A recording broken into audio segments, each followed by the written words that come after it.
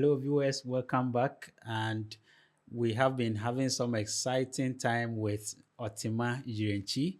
We have been discussing the green economy. We have also been talking about the ESGs and how project managers can incorporate them into our projects.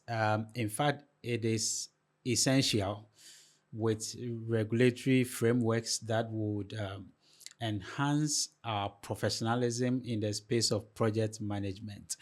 Before we left, Otima had been giving us some very important pointers to look at when we are designing our next project as project managers and professionals. Otima, welcome back. Thank you, Frank. We we are in what I would call a green field Hmm.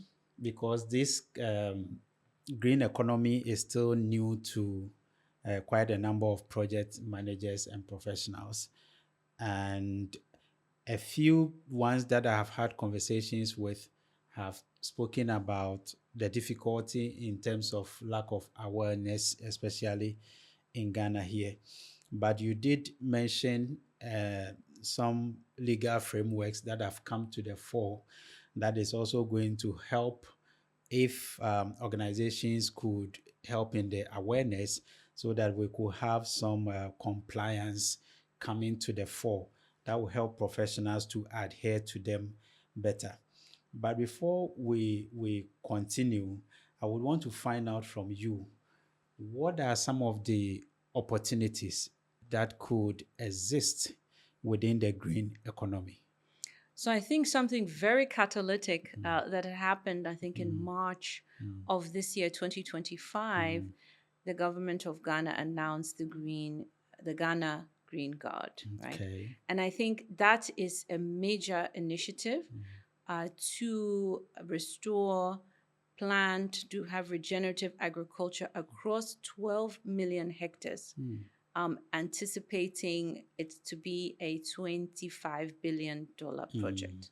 So it's a public private partnership. mm, So there's clearly mm, opportunity in that space. So if you're in agriculture, if you're in mm, forestry, timber, or any of the supporting industries, mm, there's going to be a lot of opportunity there. mm. Right. That is really great. Beyond this, if a project manager wants to integrate this into their project, are you aware of any possibilities of securing funding if they should do things right regarding the green economy? Yeah, so there are a number of impact funds that Mm, are out there mm, who are investing specifically. So, one that comes to mind is like the Catalyst Fund, which invests in green ventures. okay, So, you can check them out. There are many funds that are out there, and even within Ghana, mm, some of our banks are having those specific funds allocated for projects, mm, companies, businesses that are within the mm, space. So I would encourage you to look at those desks within our banks. mm. Okay, this is very important. You mentioned that with the forestry, like Mm-hmm. the forestry in Ghana, Mm-hmm. how would that sector be able to impact communities within this green economy? How would they be able to impact communities by virtue of the benefits that could accrue to them? Sure. So there's several initiatives that are in place, Mm, and let me speak to a few of them. Okay. okay. So one is that when you have Ghana has had a number of initiatives, let's say with the World Bank, Mm, where working with forestry, they were able to secure funding from the sale of their carbon credits, which were okay. derived from uh, the forests, Mm, right? So they replanted forests, you get the credits. And then what happened to those communities within that? They were able to then send those funds into the community. So for schools, for boreholes, for roads, etc. So you see that there's a real virtuous cycle. You plant, you get credit, and then the community benefits. There's currently now the Tree for Life initiative that was launched by the president again in March. And that initiative has many benefits. So you've got the components around planting within farms, so the cocoa farms, so to plant trees there. You have a focus also on planting within the community. So you picking up seedlings and planting trees.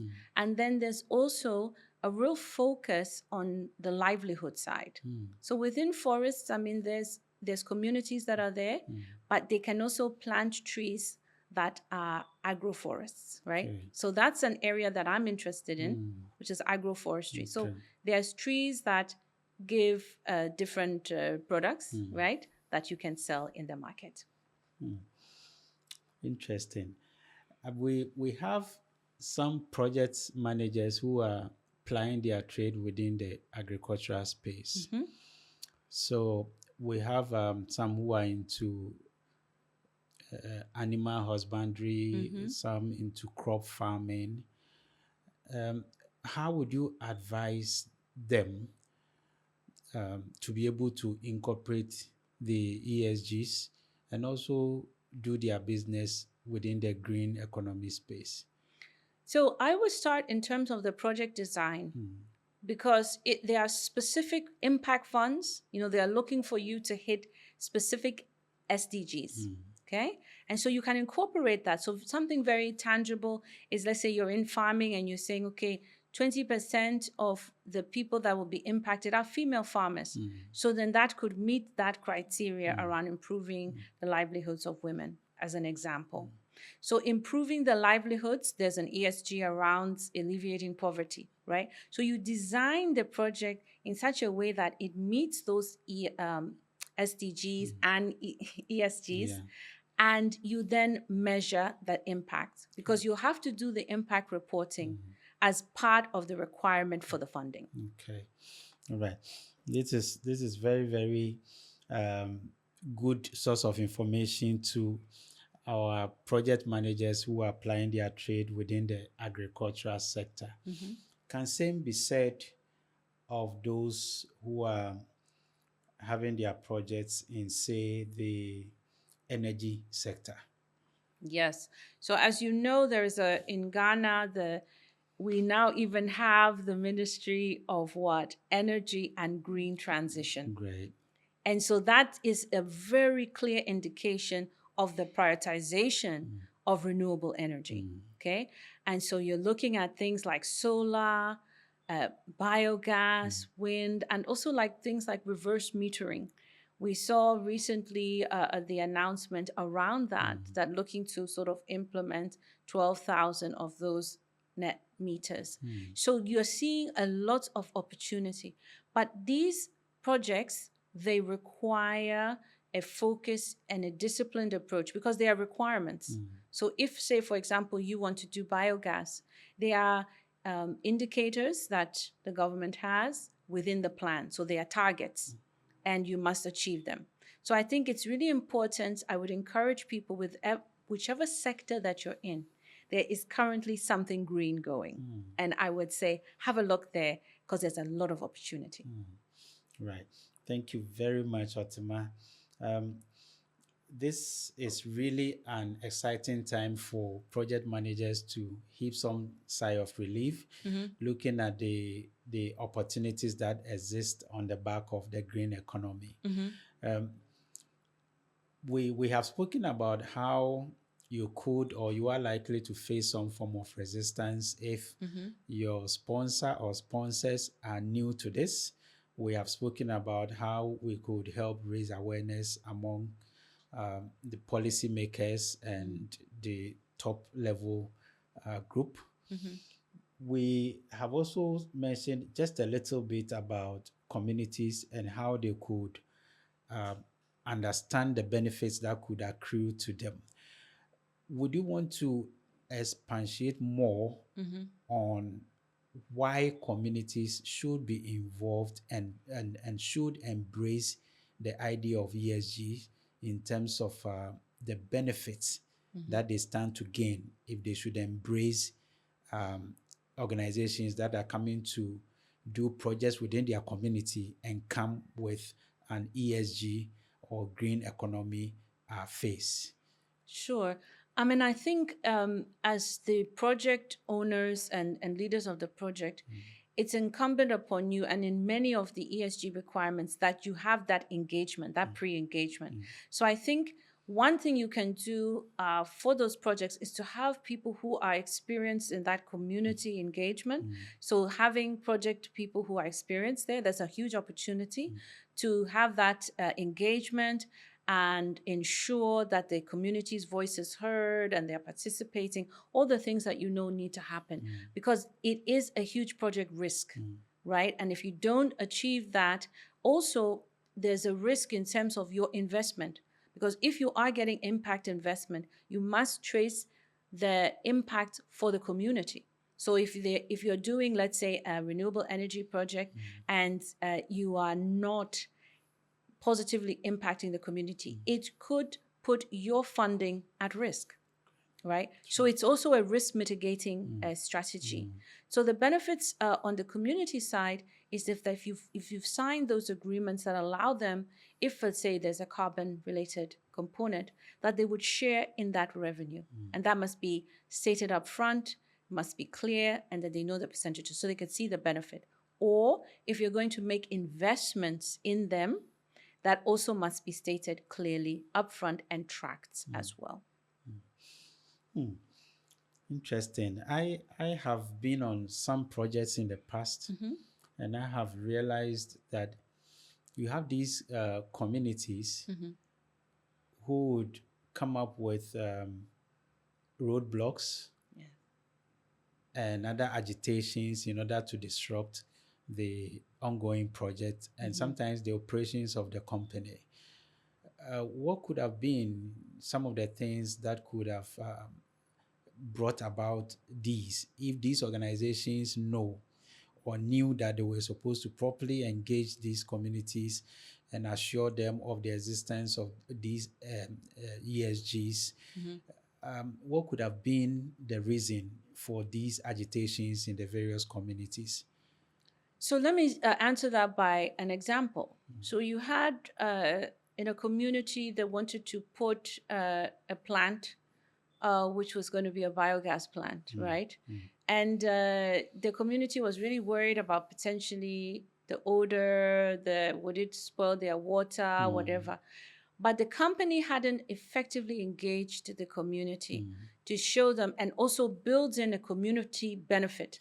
So they could have easily said, a portion of the gas that we generate, you can have it at a reduced cost or something. So it's really, when I said in the beginning, that project designing with the community in mind. So you're putting in specific benefits. Some people call it beneficiation. What is the benefit for the community upfront? So that when you go and you are discussing it, I'll give you another example, a big agricultural project. One of the things, this was in South Africa, what they did is they planted fast yielding food crops. So, and then they would be either giving them to the farmers and also allowing them to sell.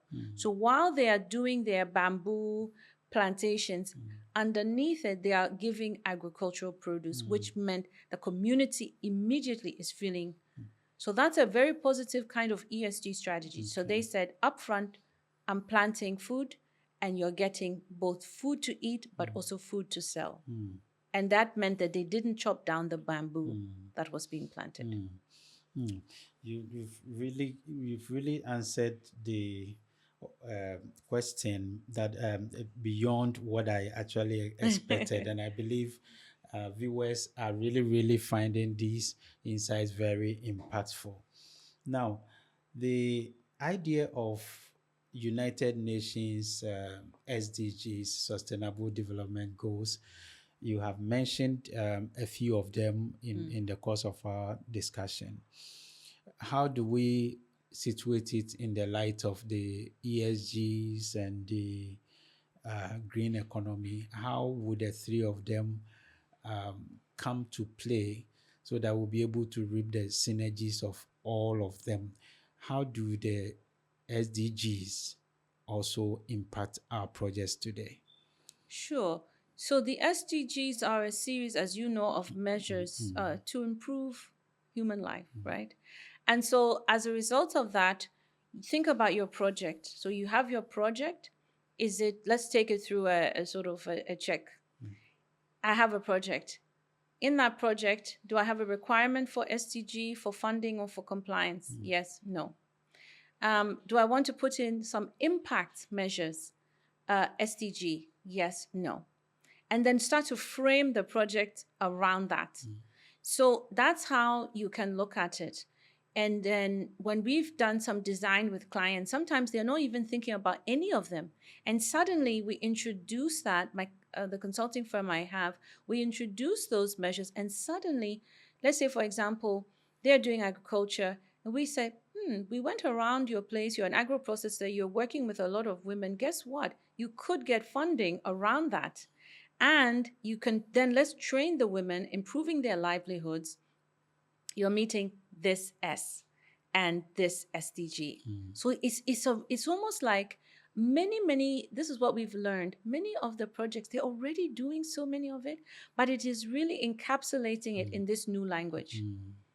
Right? And it's not even that new, but it's just about framing it, particularly for the funding side. It's very specific. And so if you can understand what those funders need, you can reframe what you're doing. And that's what I want to really leave with the project managers, is that a lot of your projects already have these factors in there, but to ensure that it is compliant with how the ESG compliances are, as well as the metrics that you're going to have to measure for your SDGs. Okay? Thank you very much. Now, you seem to have a very great passion for Ghana and the world going green. Beyond the shores of Ghana, can you think of any form of partnerships that younger entrepreneurs could think of leveraging on, as far as partnering other external organizations, foreign organizations, in order to, boost their capital and also get their ESG and green footprints on a better pedestal? Absolutely. I mean, and it's going to depend on which sector. So there are many funders for agriculture, regenerative, sustainable agriculture. Then there are funders for building. There are funders. So what I would advise is the research. Okay. So go ahead and research for your sector. Where can I have access to funding? Then also, there are many accelerators and hubs that provide for startups and entrepreneurs more training, business development, business support to enable you to let your green business grow. So the two paths I would say is have a look at what funding is out there. And secondly, maybe you can join an accelerator or a hub that is focused that way, that can prepare you more effectively for that business. So I heard you talk about your consultancy. Can you tell us in the next few minutes what you've actually been doing within the green economy space? Sure. So we've been doing a few things. So my company is called EnvironHive. And the one area we've started with is around advisory services. So in our advisory services, we advise companies that see themselves as green companies, and then also companies that have some green elements that they can go and seek for funding. And we do impact assessments for them. We also try to understand how they can reframe their package around, this is my project and I'm seeking funding for it. So we've been doing a lot of advisory work as transaction advisors, right? Because it's very difficult to secure funding in this space because there are a lot of requirements. And so we've been doing that. We have also been working locally to also be a convener in this space. So we've started something called Abonting Walks. Okay. And we go out and we tree plant, and we have a partner called Life Arena, who we get young people and other enthusiasts, and our goal is to be part of that reforestation effort. And so that's some of the work we are doing. Okay. You mentioned biogas. Yes. Is this something that's also within your space? Yes. Can you tell us a bit more about what you're doing with that? Yes, so great. So in the biogas area, we have a client called Das Biogas, and we've been working with them to scale their business. And so we've signed an MOU with the city of Accra and looking to really transform organic waste into biogas and also fertilizer. So that's what we've been doing with them. We believe that biogas is definitely a huge renewable energy that we should leverage more in Ghana. Thank you very much. I believe young consultants, professionals, project professionals are very much enjoying this session, and they wouldn't mind calling on you for your services. At this point, I would want you to speak directly to women who may be interested in this space but do not know how to start, do not know how to get in, do not know where to begin. I would want you to speak to our viewers who are women. Okay. So, as you heard in my introduction, I originally was a technologist, right? And I still am. And what I had a passion for was the environment. And so I began to learn. And I think that's the first step for our women, is to have the confidence to believe that you can move into a new area. And so what I did was I started taking some online courses. There's some free stuff on LinkedIn that help you understand ESGs, help you to understand climate, sustainability. Pick the area that you're interested in. So that's what I would say. First, inform yourself. And then secondarily, there are many organizations. So there's Women in Sustainability. There's different female focus groups that you can join to start to understand where the opportunity is, and also to be part of a community of women who are involved in that. So first learn, join a community, and then have the bold ambition to just get out there. Right.